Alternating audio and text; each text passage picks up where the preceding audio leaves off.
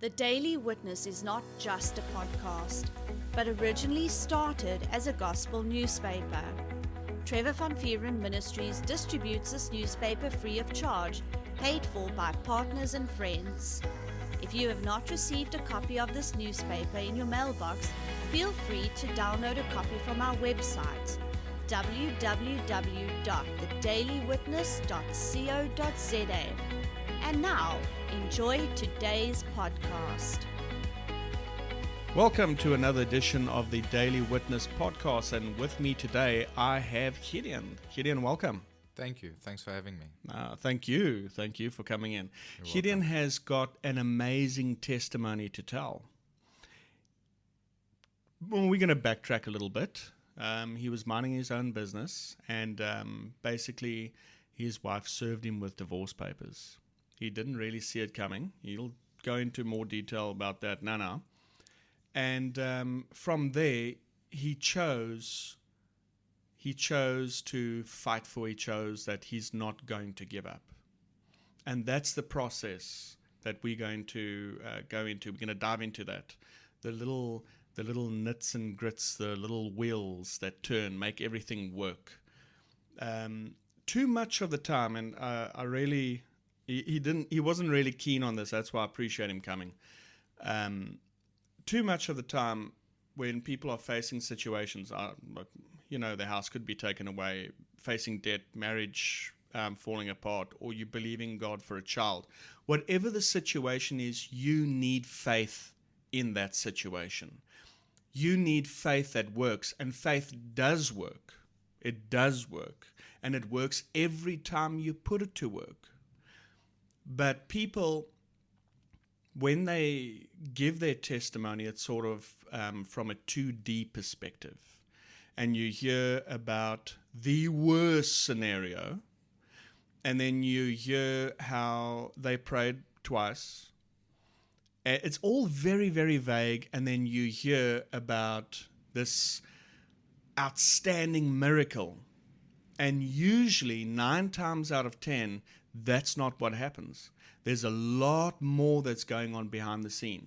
And so when other Christians hear this, and they're also faced with various scenarios, and they need to get out of it. And then they hear that testimony, and it's not encouraging. It's very vague. There's no, I need to do this, or I need to focus more on that. And that's where this testimony comes in, because I walked Gideon through this step by step, and there was a lot that I saw. And those are the nitty-gritty things that we're going to get into.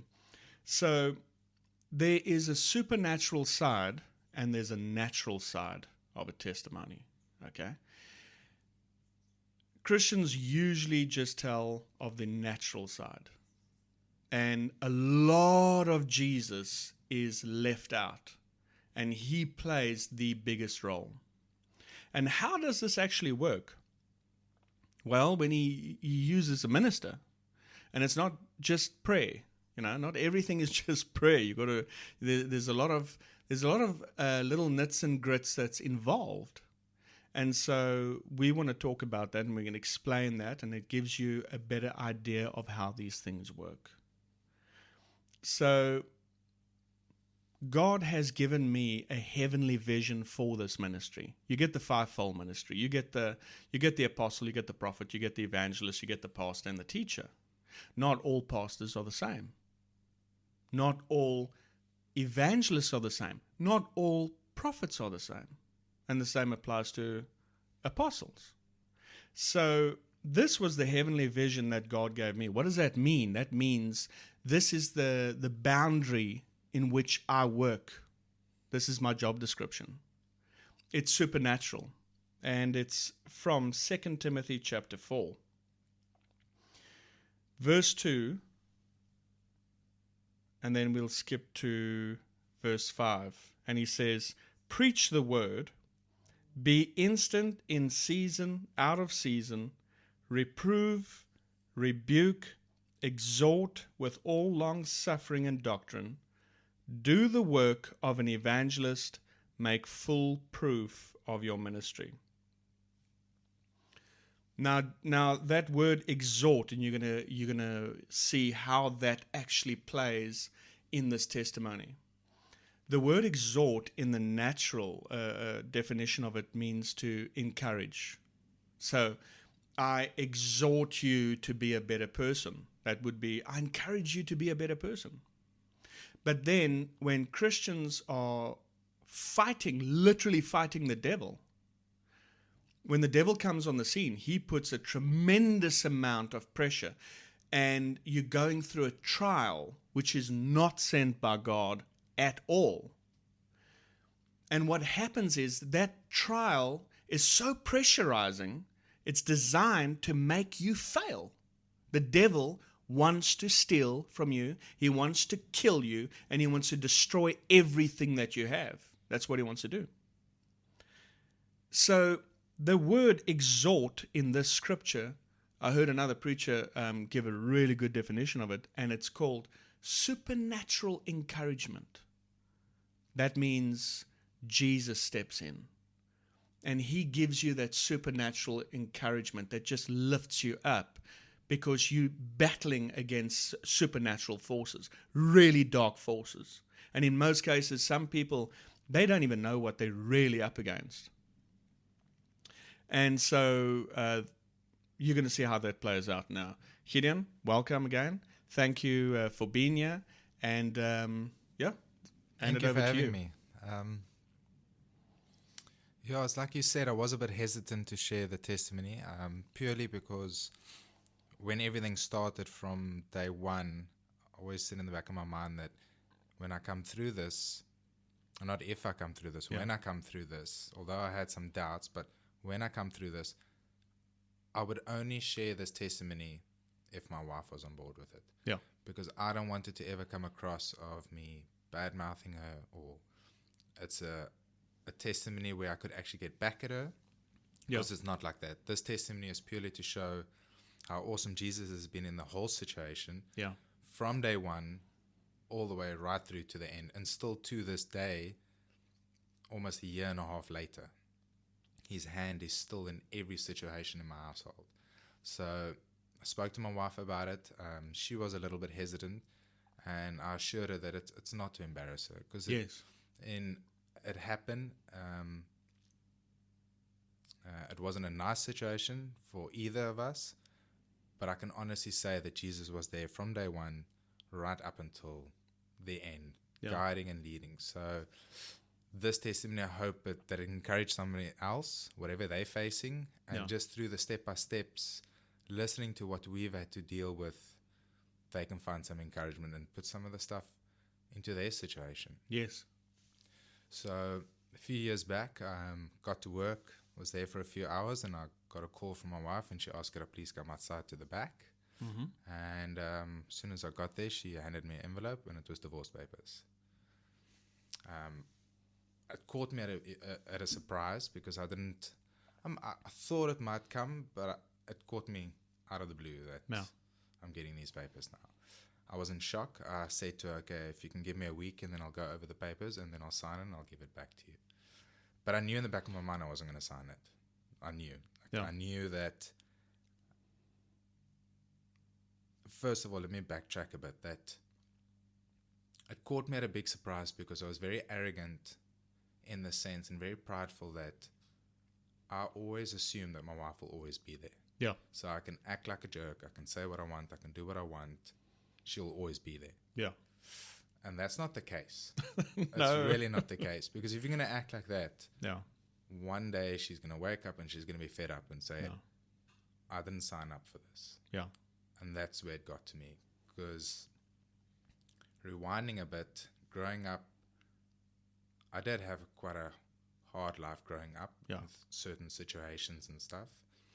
And that kind of made me and turned me into the person that I was at that stage. I was very angry. I was very hurt. Like playing the victim. Yeah. But I became arrogant and prideful, because I thought, okay, she's never going to leave. Yeah. And that was a reality check for me. And I had to humble myself, So I got these papers, and I didn't know what to do. I And didn't know what, and before you go any further, for how long have you been married at this point? this year we've been married 11 years. I think we were married about 7 years by then. So you were Yeah, pretty but- comfortable. Yeah, yeah. So that's why you came to that place. You chilled. She's not gonna. Yeah. And also at that point, I worked all the time. Yeah. Got to the work early in the morning, got home 9:10 at night, and we kind of lived past one another. And I did neglect her. I did. And I didn't make, again, arrogance and pride steps in where I was, okay, I'm earning the money, I'm working. When I get home, I want the house cleaned, I want our daughter to be looked after, I want to be fed. Yeah. And it's not like a marriage, you need to work at it 24/7. Yes. It needs to be worked, it needs to be cherished, it needs to be loved. And I really wasn't portraying Jesus in my marriage at all. Yeah. And when we got married, even when I was at school, I've always wanted to be married. I've always wanted a daughter. I used to say back then, I want a daughter first. This is the school I wanted to attend. And I got all of those things, but I took it for granted. Yeah. So she ended up leaving. I still tried in my own strength to try and make it work, but it didn't. So eventually when I put my pride in my pocket, I reached out to you because I could see you on a daily basis, and I reached out to you. And the first thing you said to me, I got a whiteboard in my office. So I have this whiteboard in my office right in front of my desk. And when I reached out to you, Trevor, the first thing you said to me is you drew like a bar across the whiteboard with a line down, that's 0, and at the end is 100. And you asked me, where do I think my wife is on this bar, basically, in our marriage? So I still wrote, she's probably about at 10%, because I think she knows what divorce is wrong in essence, but I think the way I've treated her over the years, like she's almost at 0 actually. Yeah. She's not at 10. And you asked me, where do I see myself in our marriage? So I said, well, maybe I'm at about 40%. And your next words to me were, once you get mentally to 100%, knowing that you are married in the natural, Yes. not just in the spiritual, you are married 100%. When you get there mentally, then you will start seeing the results. Yeah. So from 40 to 100%, that's where the journey had to go, where I had to change and allow Jesus into my heart, soften my heart first, do the work in me, Yes.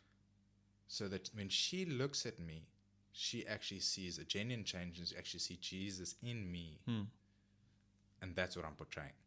And that's where the journey started of almost about 2 years of a process where I woke up one morning and I said, I can't do this anymore. Like I literally cannot live my life like this anymore, being the person I am. Yes, I can keep using my past as an excuse and the hurt that I've had to go through in the past. I can use that as an excuse. But you got to wake up and man up someday, because it's got a ripple effect on the rest of your life. Yeah. So I woke up, and that's why I was grateful for you, because then you stepped in and you were able to break those walls down and say, okay, this is how we do it. And this is how we're going to do it step by step. And I know for some people, they don't actually have a person to talk to or a minister to reach out to. And it's so important, because yes, you can read the word, you can study the word, but that word that you're studying and reading needs to come out of your mouth, and you need to feed off someone, and they need to encourage you. Like we've often said, iron sharpens iron. Yes. But you need that person, and you need a ministry that is like-minded, that will share that with you. Yes. Because yes, I had a whole bunch of friends around me, and I'm getting all this other information and what I need to do, but I kept it quiet. Like the only person I actually really confided in was you. Yeah. And you walked the journey with me step by step of teaching me and showing me what does the word say. And in that process, I changed. So I had to take myself out of the situation, never mind what my wife is doing where she is, I need to change. And once I change, she will change. Now, I just want to throw this in. When you mentioned about the bar from 0 to 100%, I could not muster that up in my own thinking. And that is what people need to know. That is how Jesus operates. So when Jesus was on the earth, he said, I only say those things which I hear my Father say, and I only do those things which I see my Father do. And then he said, when I go, you're going to basically be doing these things. This is how you're going to operate. What you hear from me and what you see me do, you're going to do. And he said that 2,000 years ago. And it's so amazing because I see that every single time still to this day. So there I was, and I saw that bar. I saw it. And I could hear where this was going. So I'm hearing Jesus talk to me, and I'm hearing Jesus give this illustration. And then that's when I took the Koki and I drew it up on the board. And like I say, every single time, it's like I'm stepping back, and I just see the eagerness of Jesus, and he just steps in, and he helps. And that's what he did in that situation. And he knows what's inside of your heart. I don't know. If you had to ask me right now, what are you thinking? I'm still going to say, no, I don't know. But he does know. He knows your thoughts. He knows your limitations. He knows what you can believe. He knows what it's going to take to get you from here to there. He knows everything. And that's so amazing. And that's what he did. And it was that process. He just got involved, and he just started right there. So in one of the days we were chatting, we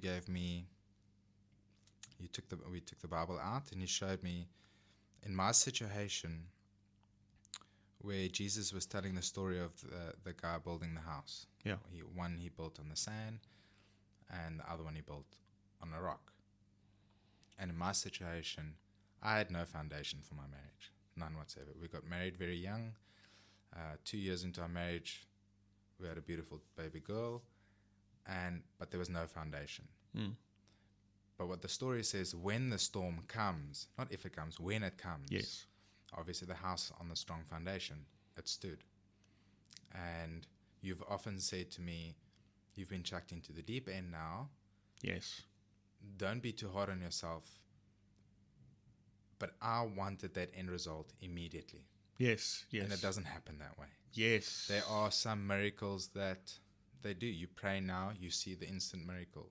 And that's awesome. And there's some situations where the miracle might have come in a week or a month or a year's time, but we're easy to give up. Like we don't see it in the natural how it's possibly going to change, and we give up.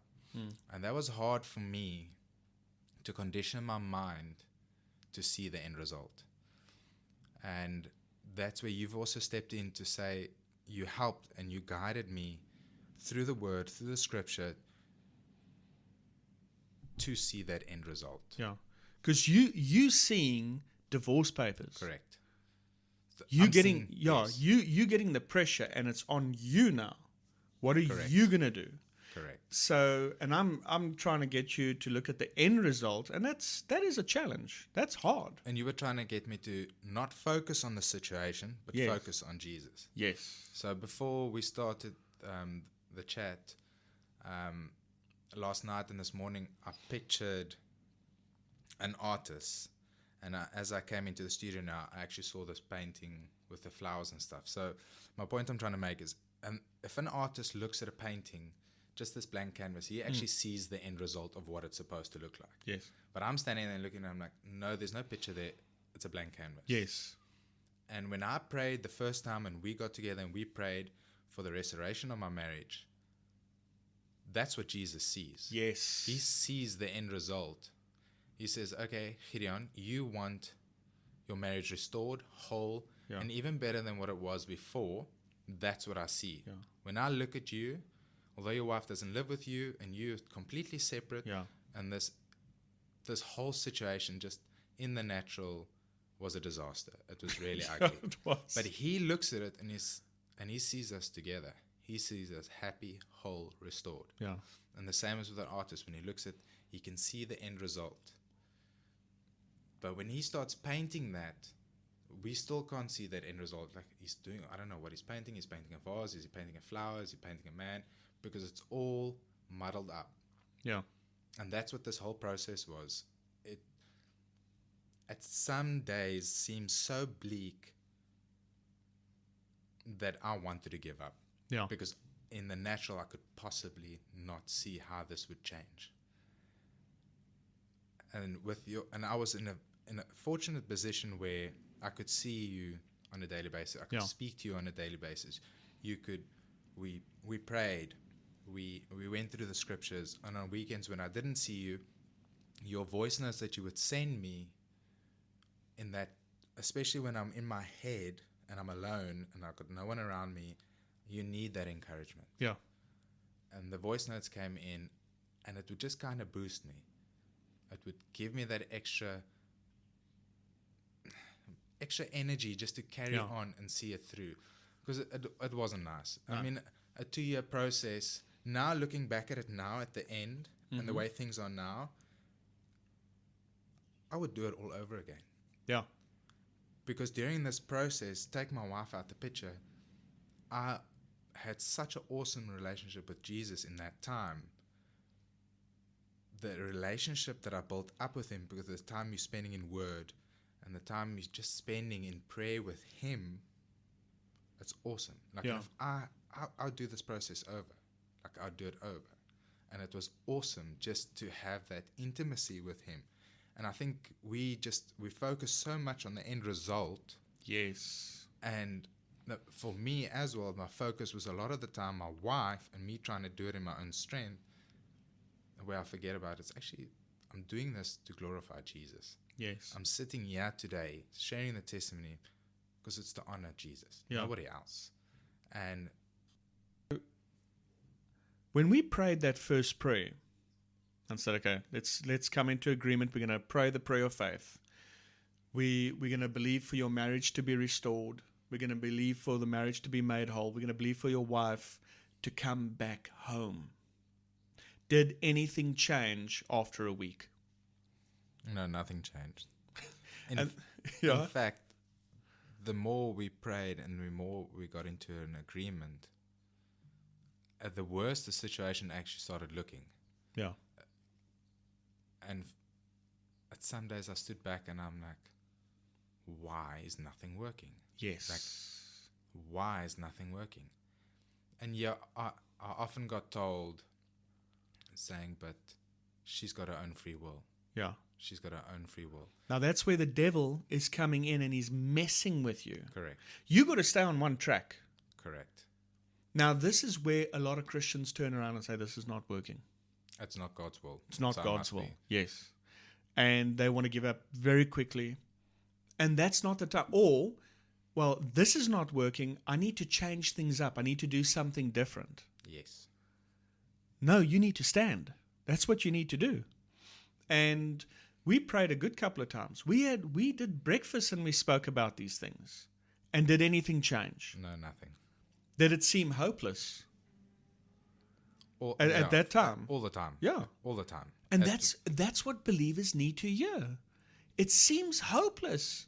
And you start having these challenging thoughts. Is God listening? Because, I mean, at some point, something's got to break. Yes. But it's not about that. It's about, can you stand in the storm? And the wind, I mean, right now, we can hear the wind is... That's howling. Yeah, it's picking up, and it's picking up pretty bad. By this time, a lot of Christians would have run inside the house already. Now it's too cold, I can't do this. And then God gets the blame. You should have been the one standing out there in the field. Why did you walk away? Just because it got a little bit of windy, you know? Just because Satan showed a couple of teeth. You know, that's why I said to you many times, dude, like, it seemed impossible to, and I knew where you were in your thinking. And I had to tell you the truth. I said to you, dude, like, really, pat yourself on the back. Because if this was the first time you're learning to swim, they just chucked you in the deep end. And the fact that you're still floating around, Yeah. you know, the fact that you're still floating around, I know a lot of people would have walked away.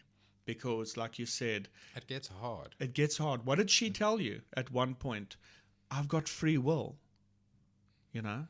And that's also where Satan comes in. And let's not kid ourselves.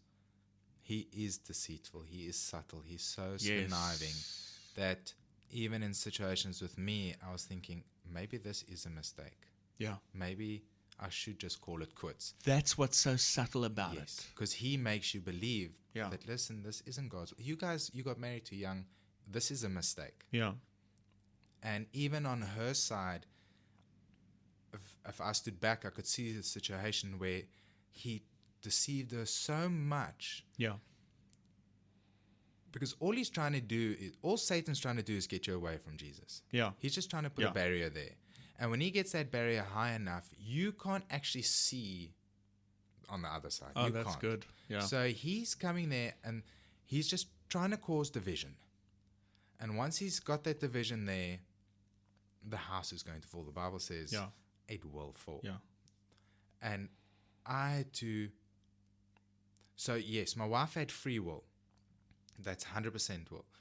But when I prayed for my marriage to be restored and made whole, I didn't pray anything against her will. No. I prayed, we got together, we came into agreement for God's perfect will. Yes. So that the Holy Spirit aligns up with us, or we align up with Him Yeah. and His will for us from what it was in Genesis. Yeah. So I didn't go against and ask God, He needs to change her. We prayed, we came into agreement that her eyes are opened Yes. and her heart be softened and her eyes being opened to what Satan is trying to deceive her and Yes. rob from her. Because the focus here is not the free will. That's what Satan wants you to look at. Correct. Hey, you invading privacy here. Correct. God doesn't approve of this. No, we are coming against the deception. That's what's so subtle about it. And if God calls the devil the great deceiver, you can practically say it this way: he's anointed to deceive. That's for lack of a better term. But he's so good at it. Yes. Even Jesus spoke about it. He is able to deceive. It's possible he's able to deceive the very elect. So he's not going to come out with a flat-out lie in your face and you know it's a lie. I mean, there's no challenge to that. There's no temptation to believe that. Well, the Bible talks about Satan masquerading as an angel Yes. among us. Yes. He So- comes. That's good what you just said there. I just want to throw this in so that the listeners can get it. He doesn't pull us over onto his territory. He comes on ours. He comes to us. He So comes to us. he uses everything that we know. He just jumbles it up a little bit. I mean, he even did it with Jesus, twisting Yeah. the Bible. Yeah. When Jesus was in the desert, he twists. So Satan comes and he takes the truth. Yeah. It sounds like the truth, and he twists it. Yes. So, yes, he could have, for argument's sake, said to my wife, "Yeah, you can be married, but you married the wrong guy." Yeah. Or, "Yes, I'm not against marriage," but he twists it. He twists it and he turns it, and he makes you start believing. And that's why having a ministry, having a person in your corner, and having the Word as your foundation, it exposes all of that. Yeah. It sheds light on all of that. And I got to a point where through hard battles and endless evenings and just looking at the situation and not knowing if it's going to come right, I had to get to a point where through our meetings, through our chats, through the Word, getting it down into my heart Yes. and it taking root there, because there was no roots before that for my marriage at Yeah. all. There was no foundation. Yeah. There wasn't even a foundation dug yet.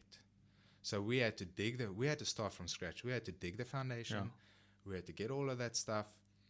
And once this word took root into my heart, it started coming out of my mouth automatically. And where you and I started chatting about it, and it used to flow automatically. And that is what we're going to talk about in the next episode. This was a good introduction, real good introduction. So you guys know a little bit more about how this came about and so forth, but we are out of time. Gideon, thank you so much for being here. Thank you. You're welcome. Thanks for having me. Guys, I hope you're really enjoying this. Thank you for listening. And remember, faith comes by hearing, so keep on hearing. Hey everyone, if you enjoyed today's podcast and you like what our ministry is doing, why not partner up with us and sow into God's vision, which is to start a gospel newspaper. All funds are used to increase the print run and reach more houses with the good news of Jesus Christ.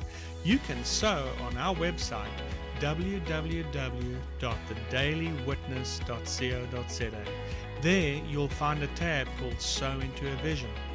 If you're inside of South Africa, use the option of SnapScan. You can download this app free of charge from the Google Play Store or iTunes. If you're outside of South Africa, you can use our option of Give and Gain. We thank you for your faith and generous support.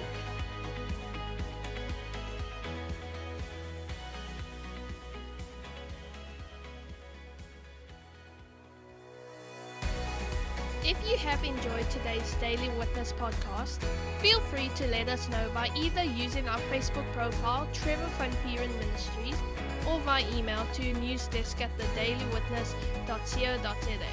Remember, we love you and Jesus loves you.